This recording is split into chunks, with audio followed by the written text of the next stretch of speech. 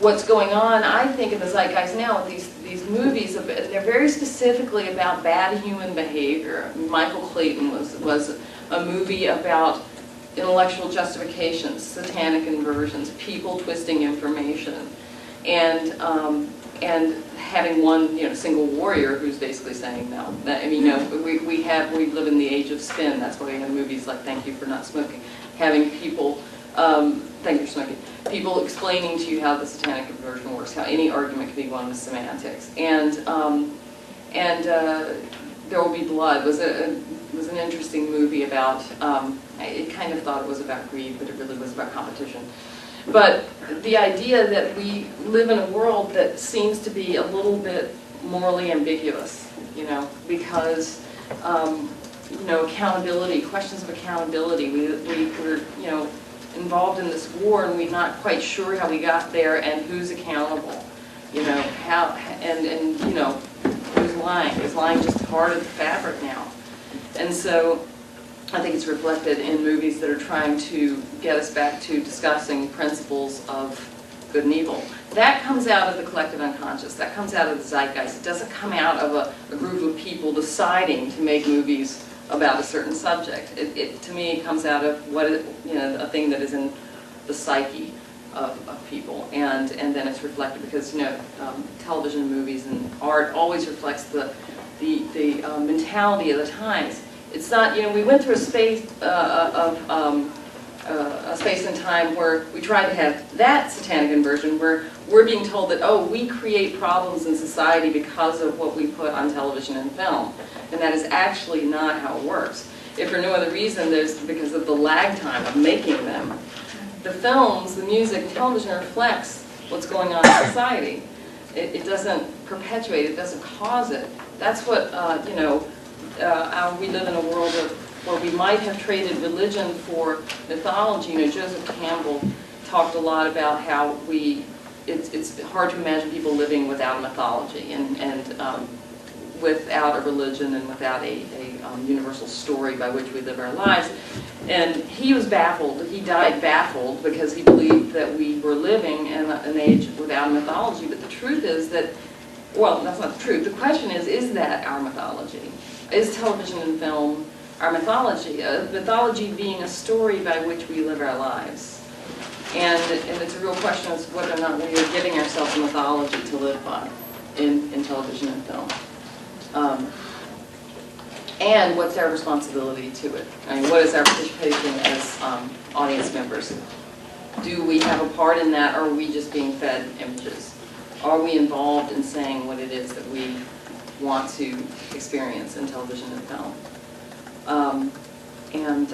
So, anyway, so I have anything else to say that evening? I had, the main character, the bald lawyer, actually says at the very beginning, in my profession, time is money. It's the beginning of a satanic inversion. Time isn't money, time is time. And we have sort of worked into the fabric of our existence all these sort of, intellectual justifications and semantics and stuff that sort of creates the landscape for evil to exist. And, sometimes all you really have to do is set the table for it, not actually participating in evil, but you create this atmosphere where all those things can exist. And that's why God's main message to Joan in the show is for her to be aware of her true nature and not to be talked out of it. And you can't intellectualize your true nature. We live in an age where I believe that a lot of people serve intellectualism, and you can serve it up to a point because it's kind of, again, we're coming out of the age of enlightenment, we're serving reason. It makes sense, it's better to serve reason than superstition. But the truth is you can't, in the age of intellectualism we have demonized our feelings. Feelings are not trustworthy. Intuition is not trustworthy.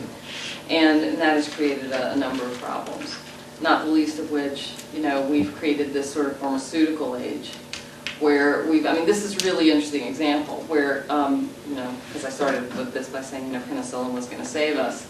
And then we became this age of where there's a pill for everything. There's going to be a pill for everything. And there's no side, there's no problem, there's no downside to it. Of course, now we're coming out of the other end of that, all over the place with lawsuits and the drugs that weren't the answer, and the pendulum has swung back.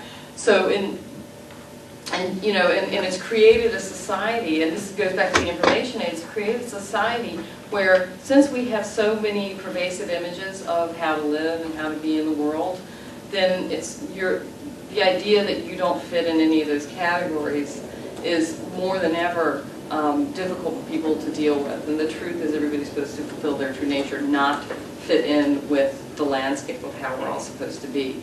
And I find that an interesting concept to hold on to in the self-help age, because we're sort of coming out of that too, when we had a religion of self-help and self-actualization. And the basic message of that movement was, there's a way to be happy. Here it is. And there isn't a way to be happy. There's only fulfilling your true nature or not. And at the end of Joan of Arcadia, the next leap that Joan had to make into maturity was that evil exists and that it's going to do battle with her, and it wants to have that fight with her. And so we created this adversary, and we're going to have a whole season showing her just fighting evil, but we never got there. So anyway, that's my discussion of evil and Joan of Arcadia, and I wonder if there are any other questions. I had a question. This may be like a weird question to ask, but I really enjoyed the show. Like, why did they get canceled? And I remember hearing all about it too, and I remember like awards and stuff, and seeing that the main character. I remember seeing her like all over TV and stuff. I don't know. Because of evil.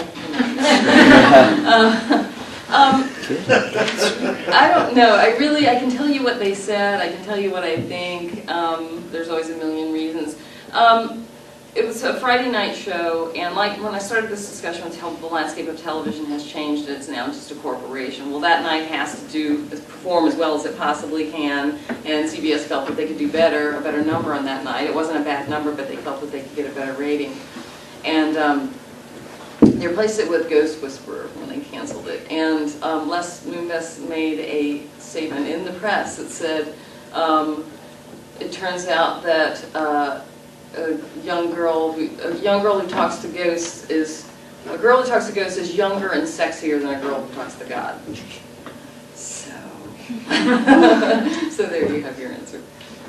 It's interesting to me because I'll tell you a funny story, because I was in development right before the strike, and this show really was a vanguard of there was nothing like it when it came on, but Touched by an Angel had been on years ago, but in fact so much so that it was really kind of scary to pitch it because you couldn't point to anything, and but the CBS went with it and everything. And then after that, a whole bunch of spiritual shows cropped up, and I, including there was a show this year called Reaper. Has anybody seen that?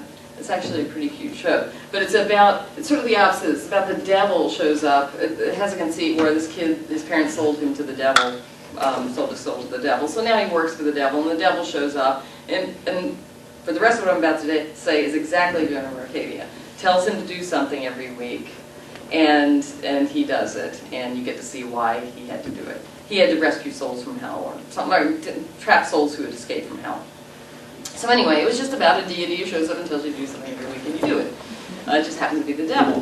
So I was pitching an idea, and I can't even remember what it was, but I was pitching it to ABC where I had a deal, and I got halfway into the idea, and somebody said, I like this, but how is it different from Reaper?